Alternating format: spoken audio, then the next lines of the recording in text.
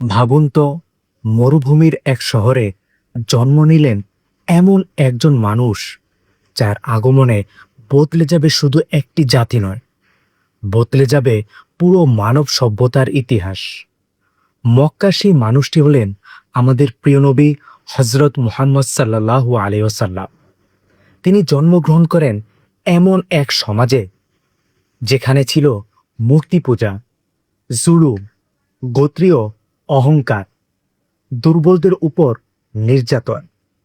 কিন্তু আল্লাহ তাআলা তাকে পাঠিয়েছিলেন রহমত হিসেবে।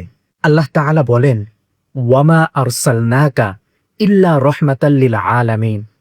আমি আপনাকে সমগ্র জগতের জন্য রহমত হিসেবেই প্রেরণ করেছি। তিনি শুধু আরবদের নবী ছিলেন না, তিনি ছিলেন সমগ্র মানব জাতির জন্য আল্লাহর রাসূল। আজ আমরা তার উম্মত। কিন্তু প্রশ্ন হলো, আমরা কি সত্যই তাকে ভালোবাসি, নাকি শুধু মুখে বলি ইয়া রাসূলাল্লাহ, আমরা আপনাকে ভালোবাসি? কারণ ভালোবাসার প্রমাণ শুধু আবেগে নয়, ভালোবাসার প্রমাণ হলো তার সুন্নাহকে জীবনে ধারণ করার মাধ্যমে।